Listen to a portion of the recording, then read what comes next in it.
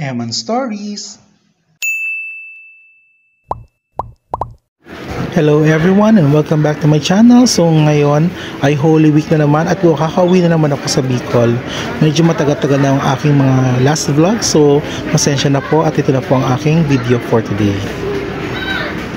This Tuesday ng Holy Week, napagdesisyon na namin ni Mama na umuwi muna sa Manila kasi nga this Wednesday wala din pasok. And then pagdating namin sa terminal, marami din mga pasahero at marami din mga fully booked na mga bus. Mabuti na nakabili na ako ng ticket at itong napili ko na sakyan ay DLTV. The fare is 1,009 pesos. This is Naga going to Cubao. Yung trip namin was supposed to be 9 o'clock PM. Kaya lang, nag-text sa akin yung DLTV na i-move daw siya ng 8:45. Pero kahit nag 8:45 na, hindi pa rin dumarating yung bus sa sasakyan namin. Kaya medyo matagal-tagal kami naghintay. Then dumating yung bus namin is a Greyhound DLTV bus. So dumating siya mga almost lagpasan na 9 PM. I was happy na kasi mukha naman siyang bago kahit pa paano. Akala ko luma na sobrang sikip.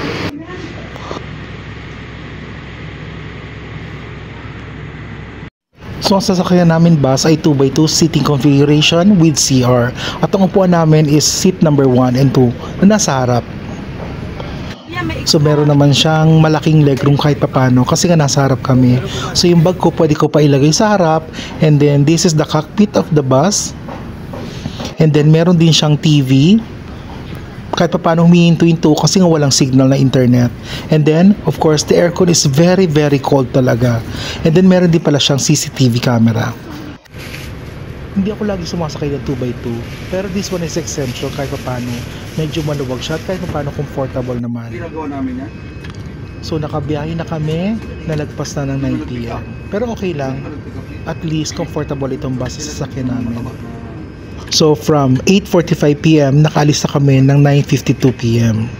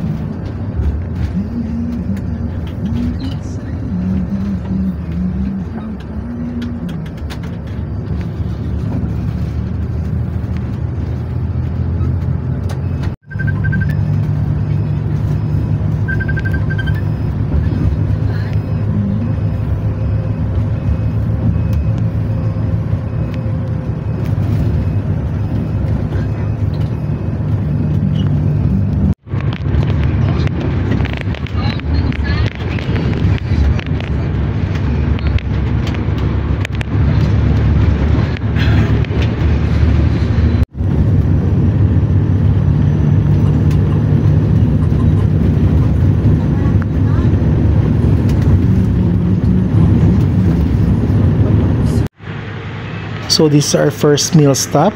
So iba na pala yung lugar na kinakainan nila. This is Pading Iking sa Pamplona.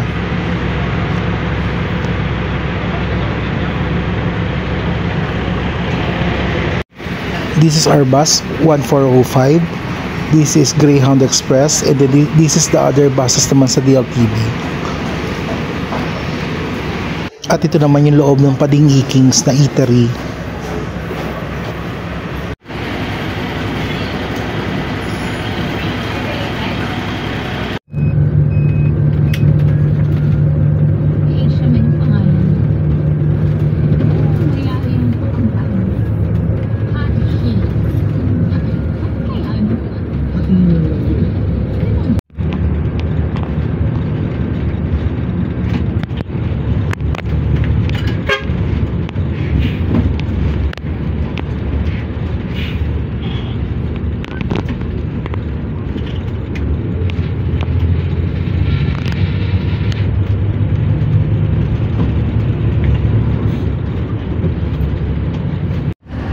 At this point, sobrang ang bilis ng takbo ng bus namin. Nag-seatbelt na ako dyan kasi para mahulog na ako, especially nakaupo ako sa harap.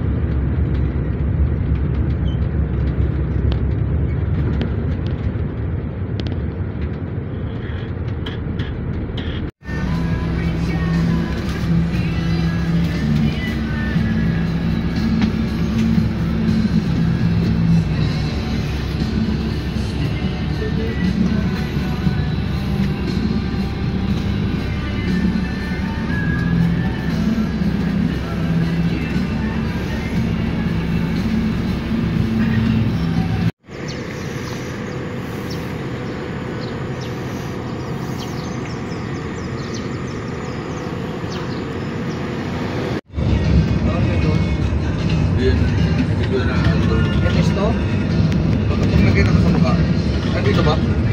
Oo. Tapos na ba? 1444. Nakakita pati sa malungkot eh. Hanggang dyan, sa